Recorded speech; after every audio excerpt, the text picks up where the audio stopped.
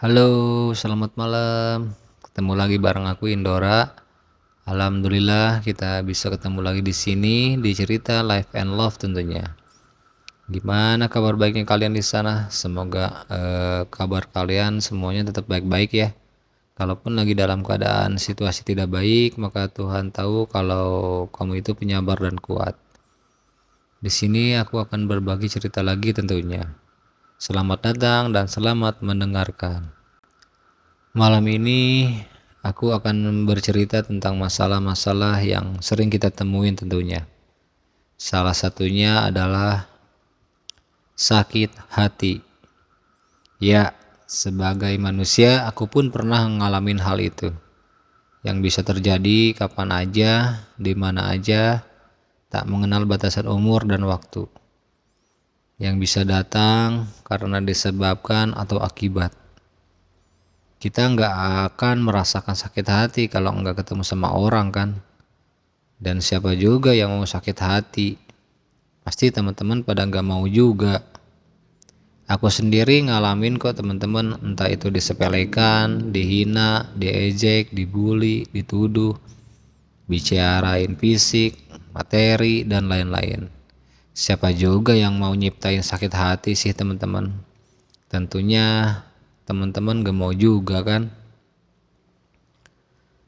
Karena sakit hati itu muncul bisa dari sahabat orang lama atau orang baru. Makanya aku sendiri sering coba untuk usahain untuk bersikap dan menjaga pembicaraan yang takutnya mengundang atau nimbulin. Apa sih yang bikin kalian bisa sesakit itu?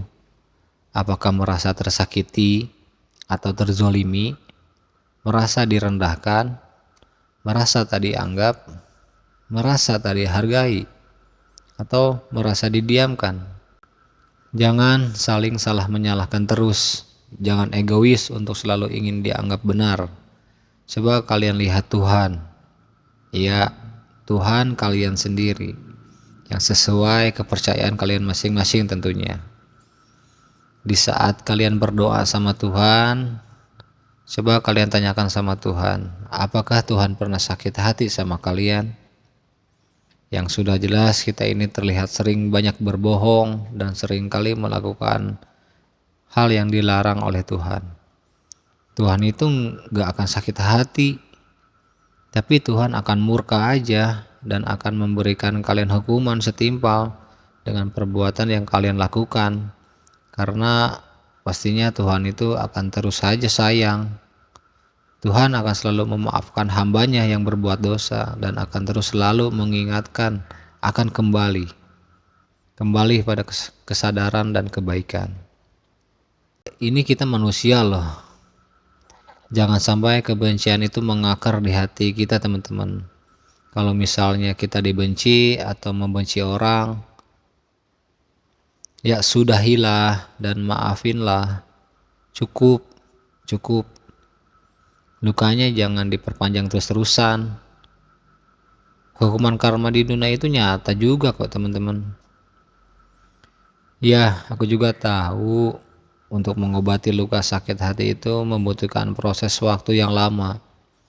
Tapi aku sudah bisa melupakannya. Aku sudah bisa memaafkannya. Jika orang itu mulai bertingkah atau mulai berucap kasar, mulai bersikap buruk lagi atau apa, aku cukup dengan hanya menghindarinya aja dari hal-hal keburukannya aja, tapi tidak dengan hal-hal kebaikannya.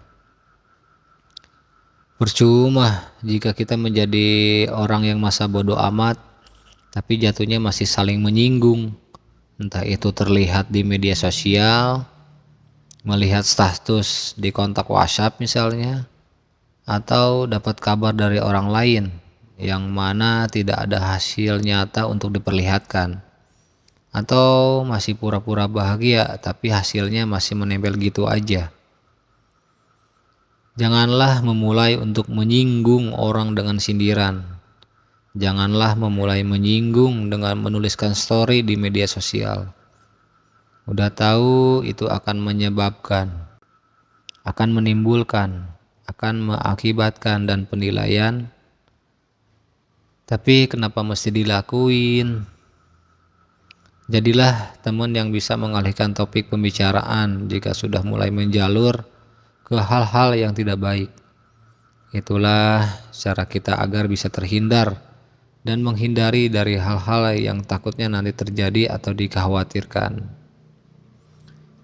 Ya, mau gimana lagi, terkadang kalau kita berbicara asal gitu aja, tidak dipikirkan dulu sebelumnya. Intinya kita jangan terlalu dekat atau akrab aja teman-teman. Dengan siapapun kita boleh berkawan. Bertemanlah sewajarnya aja teman-teman. Biar tidak timbul sakit hati karena dari omongan atau sikap. Nah, kalau kalian bertanya sama aku, apakah aku pernah menyakiti seseorang? Jawabannya iya, aku pernah. Dengan rasa penyesalan dan bersalah, aku mengakui dan meminta maaf kepadanya. Diterima atau tidaknya, aku sudah bilang dan mengakui kesalahanku. Karena aku sendiri tidak akan pernah tahu hati dan perasaan orang itu seperti apa dan bagaimana. Jadi, aku mohon maaf ya teman-teman jika ceritaku ini mungkin eh, kurang ada salah penyampaiannya atau bagaimana, atau bisa aja kurang terlihat jelas. Nah teman-teman mungkin ceritanya malam ini nggak terlalu banyak, mungkin hanya itu yang bisa aku ceritain dan tuangkan. Semoga teman-teman bisa mengambil maknanya dari ceritaku malam ini. Tetaplah menjadi orang yang dibanggakan dan membanggakan orang. Tetap berpikir positif terus, ambil yang baiknya, buang yang negatifnya, lakuin apa yang kamu senangi apa yang kamu cintai. Di sini aku bukan penasehat atau orang yang pakar atau yang menggurui ya teman-teman. Aku hanya berbagi cerita aja. Di akhir cerita, selamat malam, terima kasih banyak dan sampai ketemu di story-storyku yang lainnya. Dadah.